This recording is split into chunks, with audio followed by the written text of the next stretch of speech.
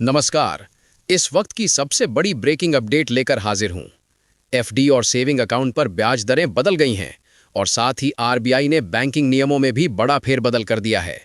इसका सीधा असर देश के करोड़ों बैंक ग्राहकों पर पड़ेगा। क्या बदला है, किसे मिलेगा फायदा और किन लोगों को सतर्क रहने की जरूरत है? पूरी खबर बिल्कुल साफ, बिल्कुल सटीक। चलिए शुरू करते हैं। तो सबसे पहले ब्याज दरों पर आया वो बड़ा बदलाव जिसने देश भर में हलचल मचा दी है। भारतीय रिजर्व बैंक यानी आरबीआई ने देश के सभी कमर्शियल बैंकों के लिए जमा खाता ब्याज दरों से जुड़े नए निर्देश जारी कर दिए हैं। नए नियम के तहत बचत खाते में 1 लाख रुपए तक की राशि पर सभी बैंक एक जैसी ब्याज दर देंगे।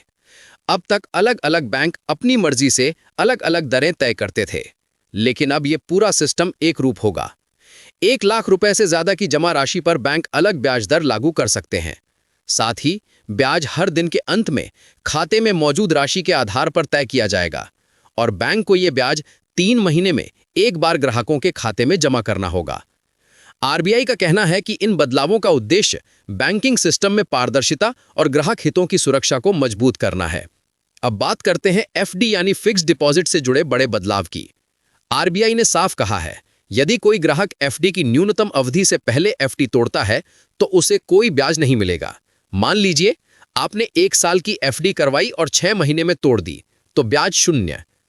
आरबीआई ने एफडी की न्यूनतम मानक अवधि 7 दिन तय की है, लेकिन बैंक चाहें तो अपनी न्यूनतम अवधि इससे अधिक रख सकते हैं।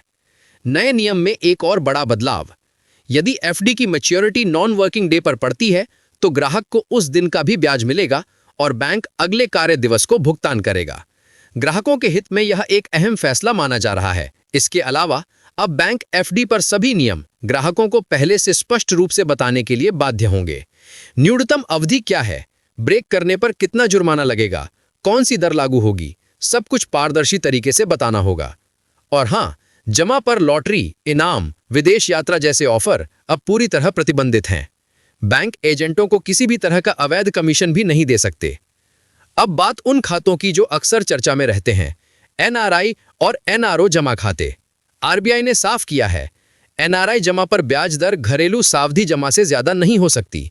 एनआरआई एफडी की न्यूनतम अवधि 1 साल जबकि एनआरओ की 7 दिन होगी और इन जमाओं पर न तो वरिष्ठ नागरिक और न ही बैंक स्टाफ एक्स्ट्रा ब्याज पाएंगे। एक बड़ा और महत्वपूर्ण नियम, समय पर मैच्योर हुई एफडी का पैसा अगर ग्राहक नहीं निकालता तो उसे बचत खाते की ब्याज दर या एफडी की मूल ब्याज दर दोनों में से जो कम हो वही मिलेगी।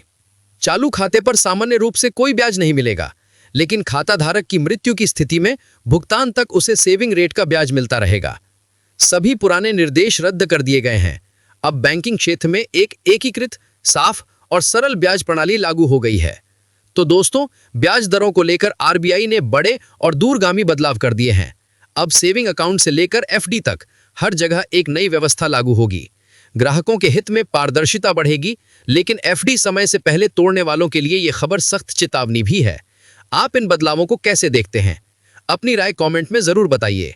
मैं फिर हाजिर रहूंगा ऐसी ही महत्वपूर्ण खबरों के साथ। धन्यवाद।